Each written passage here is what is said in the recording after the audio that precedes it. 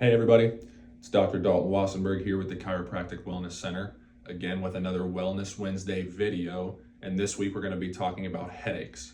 We'll talk about two main types, one being cervicogenic headaches, meaning headaches that just originate from your neck, as well as migraines, and we'll talk about some common symptoms and causes, as well as prevention and treatment that we can do for you to help. So we'll start with migraines and some common symptoms. With migraines, obviously you're going to have the headache, but with migraines, you're also going to have some added symptoms, and those can be things like nausea. It can be due to, hormone changes. It can be due to different foods, like with additives and preservatives that maybe you just have a sensitivity, but those types of things can make you nauseous and make you throw up along with having the headache. You can also have what's called an aura, which is a visual disturbance. So that can be flashing lights, or it can be the absence of vision. So it can be like partial blindness. And I personally get migraines, and that's what happens to me. I'll catch a light wrong, like a glare off a car, for example, and then that portion, wherever I saw it, that portion of my vision just goes away. It's like a little blind spot right there in my vision. So that's how I know it's coming, and that's called a prodrome. So those usually happen about an hour to a day before the headache sets in. And if you have that, it's best to stop, excessive activity and try to just almost baby yourself, because you know that headache's going to be coming and it might knock you down a little bit. And that is another thing where that nausea can come after that headache happens as well. So things that you can do to prevent migraines.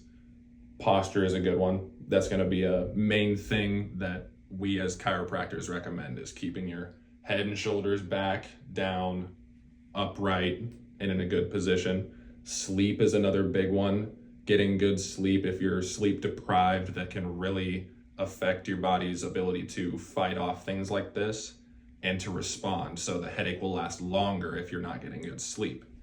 Another one is, the biggest one is probably hydration. So drinking plenty of water throughout the day. If you're involved in sports, or if it's hot outside, if you're sweating a lot working out, even when it's cold outside, that's one of the tougher times to stay hydrated, because you're not sweating. So you don't know that your body is really in need of that hydration. Since it's cold outside, you don't associate that with needing water, whereas in the summertime when it's hot, we get thirsty. So it's just something to be extra careful about as the temperature starts to go down. So another thing we can do to prevent that is stretching. So some stretches. In the previous video, we talked about stretching these traps, just like this, like you're looking down into a shirt pocket, as well as you also want to stretch these deep neck flexors just by leaning your head back like this. So we'll get into cervicogenic headaches, and the muscles that cause that are these back top muscles in the top of your neck. So this seems counterintuitive since we're shortening those, but it is important to get all of these muscles in the front of your neck stretched as well. So with that, we'll talk about the cervicogenic headaches, and those are the ones we can help all headaches, but these are ones that originate in your neck, and these are the ones that you'll often get instant relief once you get adjusted by a chiropractor. So cervicogenic headaches, again, it's a headache that originates from the muscles in your neck being really tight.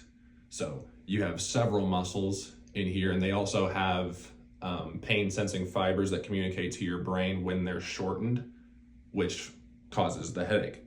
So your brain senses that those muscles are shortened and out of line. Your spine might be slightly subluxated, which will send that signal to your brain, causing the headache and causing that pain that you feel. So usually for that, what people do is, it's a great idea to just find a calm, quiet environment, which I understand if you're at work, it's not always easy to just step aside and say, hey, I'm going to go lie down for a while and take a nap. That's hard to do with a lot of jobs. So I understand that's not super easy, but once you get home, kind of avoiding any screens, that's a big one. So if you're young, we're looking at screens all the time. You're looking at your phone. If you're not on your phone, you're looking at a TV or an iPad, or you're playing video games, or you're always kind of looking at a screen. So different things you can do, just going outside, lifting weights, finding something that you can do where you're just not glued to, that light source, because that can be another common cause for headaches, and it can prolong them if you're already having one.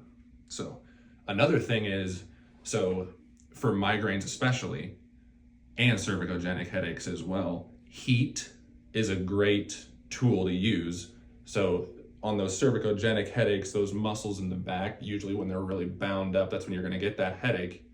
So if you put some heat on the back of your neck and kind of in this trap area, those same areas that we stretched, that can help melt those muscles away, get rid of any trigger points, and that can help your headache as well.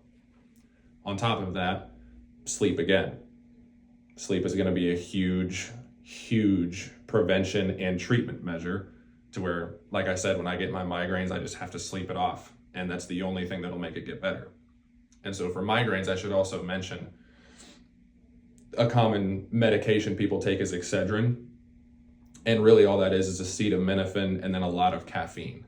So for treatment for headaches, caffeine's a big one. If you're not someone who drinks a lot of soda, or if you're someone who drinks a lot of soda and hasn't had one in a long time and are having a headache, that can be beneficial just to kind of knock the headache down a little bit, as well as coffee, other sources of caffeine. But the main points I want to drive home: diet is going to be a big part. So what I mentioned about those food additives, preservatives, processed foods, those can all be triggers for migraines, cervicogenic headaches of really any kind. So cleaning up your diet, making sure you're eating plenty of fruits and vegetables, making sure you're getting meat, lean meat, and grains, basically following your traditional food pyramid, trying to just fill your plate up with different colors is a great way to think about it. As well as hydration is going to be the next big thing. Drink plenty of water, and then obviously get plenty of sleep. So if you are having any headaches, and if they're frequent enough, or if you have one at all, definitely go see your chiropractor and come see us.